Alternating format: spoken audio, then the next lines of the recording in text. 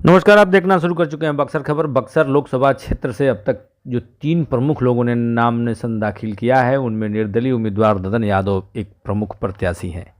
अगर उनकी बातों को गौर से आप सुनेंगे तो लगेगा कि वही इस मैदान के सबसे सच्चे महारथी हैं। इसलिए नहीं कि वे घोड़े पर सवार होकर पहुंचे थे, उन्होंने घोड़े पर जाने का अपना एक अलग ही तर्क दिया। बातचीत के दौरान उन्होंने कहा, इस बार का चुनाव स्थानीय के मुद्दे पर लड़ा जा रहा है और इस मिट्टी का जन्म लेने वाला मैं ही इकलौता हूँ। उन्होंने 3 उम्मीदवारों का नाम लिए बगैर कहा, यहाँ भाजपा के एक नहीं 3 लड़ रहे हैं। राजद के उम्मीदवार को भी उन्होंने भाजपा का ही बताया। भाजपा वाला तो भाजपा है ही, और दूसरा जो स्थानीय के नाम पर लड़ रहा है वो स्थानीय भी नहीं है और वह भी भाजपा का ही उम्मीदवार है। अपने दाव को पुष्ट करते हुए उन्होंने कहा, मुझे हिना साहब का समर्थन है, ओवैसी का समर्थन है और पप्पू यादव भी आ रहे हैं मेरा प्रचार करने। आइए सुनते हैं ददन यादव ने क्या साल लिया आपका इसी चुनाव के लिए। 5 साल ने मेहनत की है, हर गांव के बारे में जानकारी है, हर लोगों से संपर्क है। तो चुनाव में तो सब लोग अपना अपना आजमाइश करता है, लेकिन अब की बार के चुनाव कुछ अलग है। अब के चुनाव में सारे लोग की इच्छा है कि बाहरी लोग को भगाना है, कि 55 साल तक बाहरी यहाँ आकर सांसद चुनाव जीतकर चल जाता है, लेकिन फिर 4 बरस 10 महीना पता नहीं चलता। तो लोग न गांव के बारे में जानकारी है, न 100 आदमी से संपर्क है। चाहे आपका पहले बने जगता सिंह हो, चाहे आपका आसवानी चौबे हो या लालमुनि चौबे जी हो, यह सारे लोग गांव से मतलब नहीं रखते थे, पार्टी और दल के नाम पर चुनाव जीत जाते थे। 50 करोड़ रुपया मिला 10 साल के अंदर चौबे जी को। 50 करोड़ के अभी तक हम कहीं भी जाते हैं, गांव में भी पूछते हैं, जहां पर हमारे ब्राह्मण, जहां पर भुनिहार राजपूत लोग हैं, जो बीजेपी के लोग वोट देते हैं, ये पूछते हैं कि बताइए आपके गांव में 5 लाख रुपया लगाए कि नहीं लगाए 50 करोड़ में।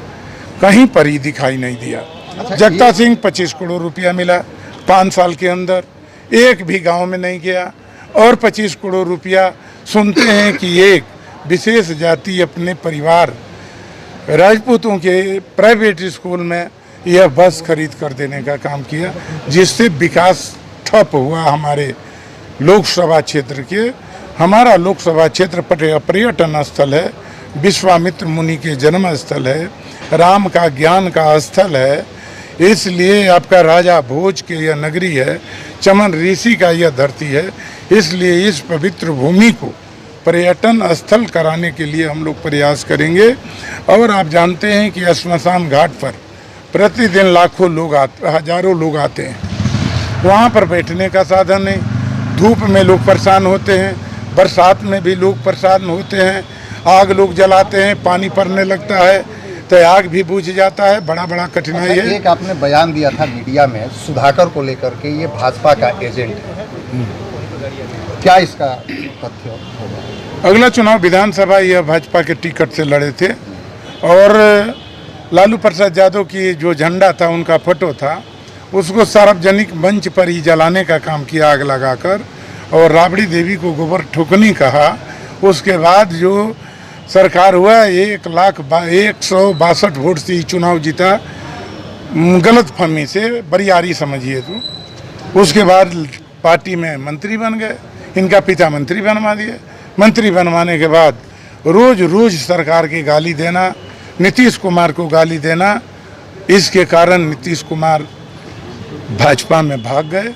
और भाजपा में इनको भगाने का मकसद था कि भी भाजपा का एजेंट के रूप में है। आज भी आरएसएस का पैंट पहनते हैं। आप ही के मोबाइल से देखे हैं कि हम भी, हमारा भाजपा से कोई दुश्मनी नहीं है। तो ये 3 कैंडिडेट है, ये लोग भाजपा के हैं और तीनों कैंडिडेट से ही हमारा खाली लड़ाई। तीनों कैंडिडेट से लड़ाई है? हाँ, तीनों, राजद से नहीं? तीनों तो एक ही है। राजद कहाँ है? वो तो बीजेपी है।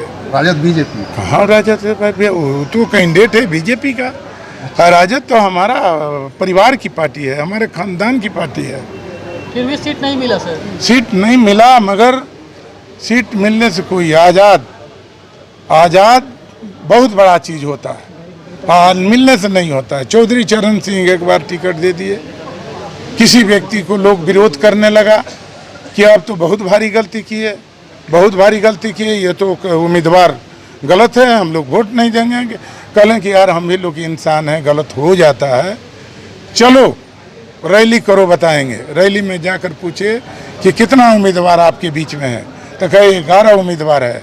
तो हमसे यदि गलती हो गया टिकट देने में, तो आप लोग 11 में चुन लीजिए, जो उम्मीदवार बढ़िया है उसको आप लोग वोट दे दीजिए। तो ऐसे ही हमको लोग वोट दें। सवाल ये है, ददन पहलवान एक बारी बैलगाड़ी पर आए नॉमिनेशन में, और इस बारी घोड़े का टाप क्या कड़कड़ा है? देखिए, बैल तो हमारा खेती किसान का है, बैलगाड़ी हम हाँकते भी थे, पढ़ते थे, बैलगाड़ी भी रखे थे, कभी कभी अपना खेत का काम भी करना पड़ता है, उसलिए बैलगाड़ी हम अच्छा समझे कि हम साधारण आदमी बैलगाड़ी से चले।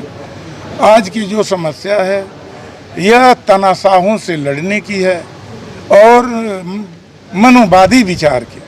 जो तनाशाह है, बाकी गोपालगंज से लोग आ जाता है यहाँ पर इस धरती पर कोई व्यक्ति सांसद लायक जन्म नहीं लिया है कि 55 साल तक लोग बाहरिए को लोग भेजते हैं। इसलिए एक तरफ सामंती तनाशाह से लड़ना है, इसलिए घोड़ा पर सवार होकर आना जरूरी था। बक्सर को मिनी काशी बनाने की बात की जा रही है कि एनडीए प्रत्याशी मिथिलेश तिवारी 2 साल कहाँ? अच्छा, ये आपका तो 10 साल चौबे जी, लालमणि चौबे जी भी रहे, अश्वानी चौबे जी भी रहे हैं।